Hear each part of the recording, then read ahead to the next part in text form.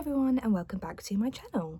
It has been a while since I posted to this channel and it's actually been for quite a few different reasons. The main one is that I actually had tonsil surgery to get my tonsils removed, but I'm going to do a whole other video on that to basically kind of explain my experience, just in case people are interested or are worried about having tonsil surgery. And the other reason is just that I have been incredibly busy for quite a few different reasons. I went away to Blackpool recently for my mum's wedding, and that was such a fun time. I was able to go to the Blackpool Tower Ballroom where Strictly's filmed, and also the pier as well, and I just had lots of fun. However, another thing that's been kind of busy in my life at the minute is the fact that I am actually leaving my current job and I'm going to be moving on to a new job.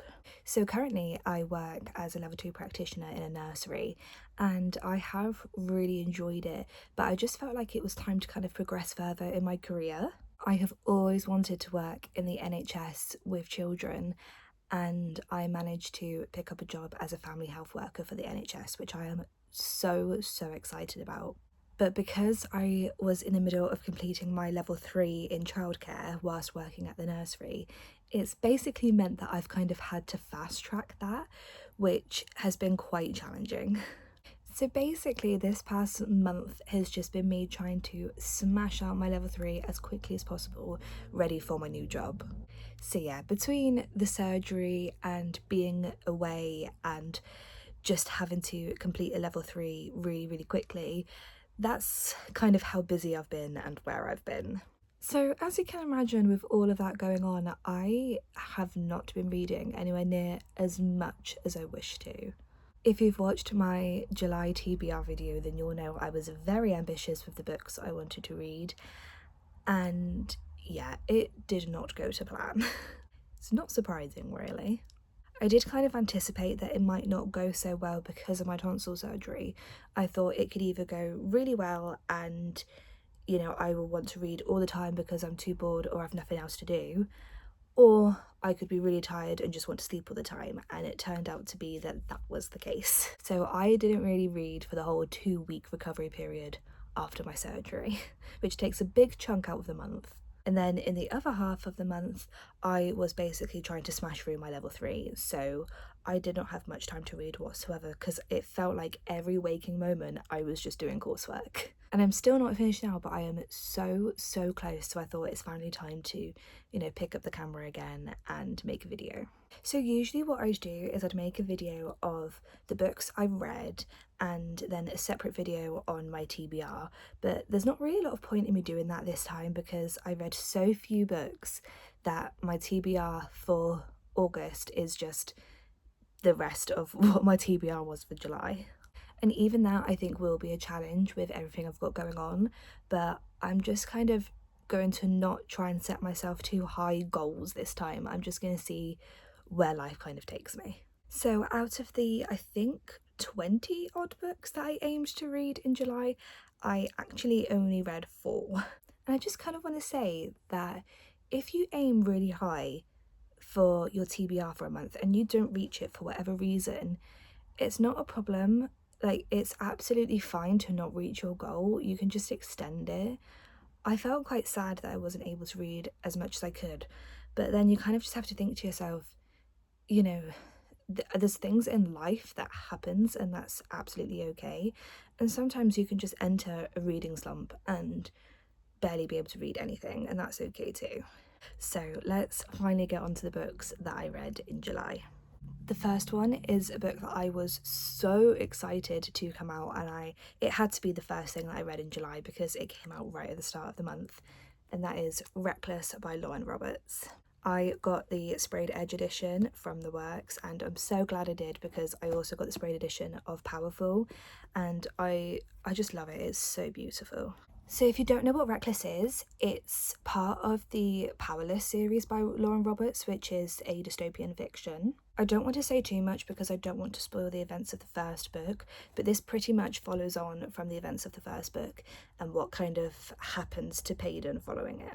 I read both Powerless and Powerful earlier this year, and I really enjoyed both of them. I think I rated Powerless 4 stars just because it's quite graphic for me, and Powerful 5 stars because I love the novella from Adina's point of view. Adina's a character that I will hold close to my heart. So I was really, really excited to see where it was going to go after the massive event of the end of Powerless. So I ended up rating Reckless 3.5 stars, which was a bit lower than I expected.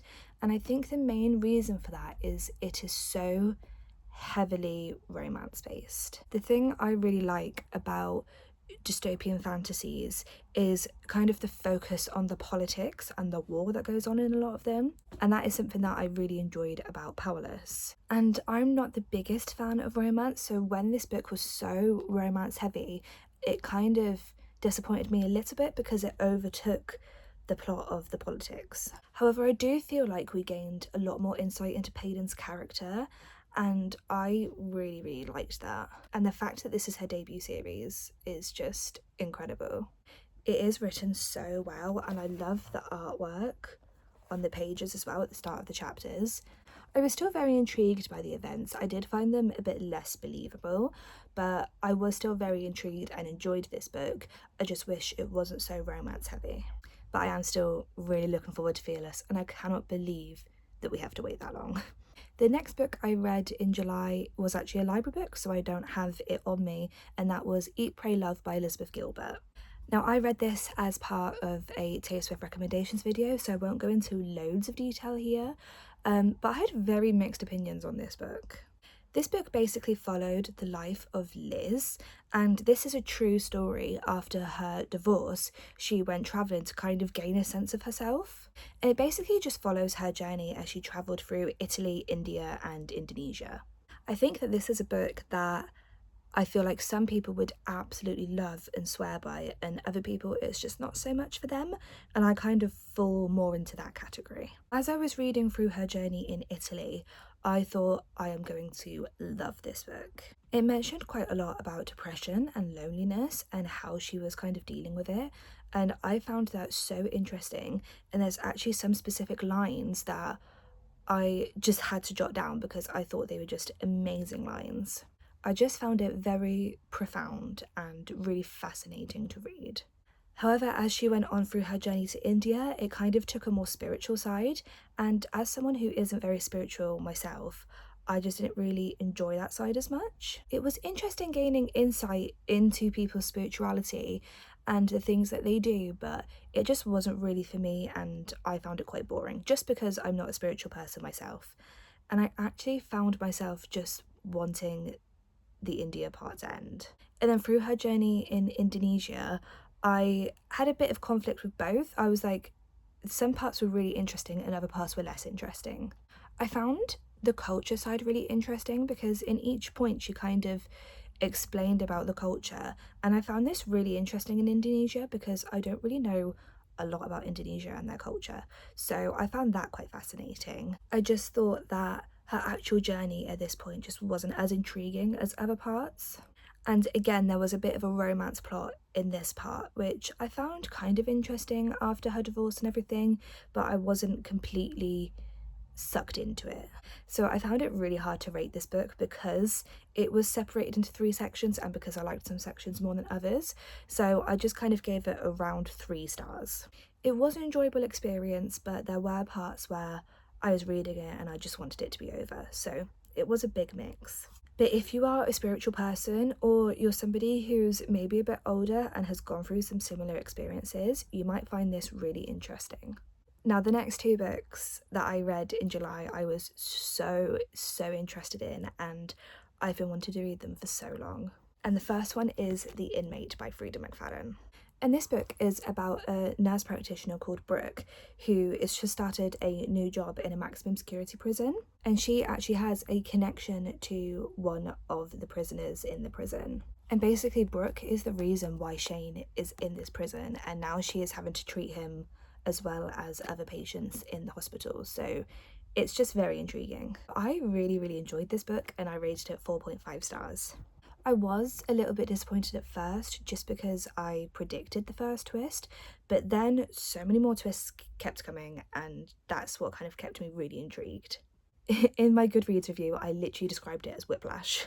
And also the twist in the epilogue. Frida McFadden just does it so well with twists in the epilogue, and this one did not disappoint. But out of all of my books that I have Frida McFadden, this was the one that I was most intrigued by, and it definitely didn't disappoint. And then the last book that I read in July was The Teacher by Frida McFadden. This one really intrigued me as well because it's basically about a high school teacher who is basically quite wary of this student because of something that happened in the previous year. And Eve, the teacher, finds out something quite shocking about this student's truth, and basically just lots of things unfold from it. Now, I actually only rated this book 3.5 stars. I just think the subject material wasn't really for me. I will go into more detail in a video specifically about Frida McFadden books, but yeah, this one just wasn't entirely for me. I was still really hooked and intrigued, which is why I still gave it 3.5 stars, but the subject matter just wasn't really for me. I loved that this was a bit of a longer book for Frida, and her writing style is just amazing, but I hated the characters, and yeah, the storyline just wasn't really for me. Although, again, an amazing epilogue twist. So yeah, that's kind of where I've been and what I actually managed to read in July. As I said, I'm not really doing an August TBR video because I'm just going to try and read as much as possible from my July TBR that I did not get to complete. But yeah, I'm very excited to be back to making videos and doing more book related things after some time of just pure chaos and busyness. So thank you so much for watching, and I'll see you later.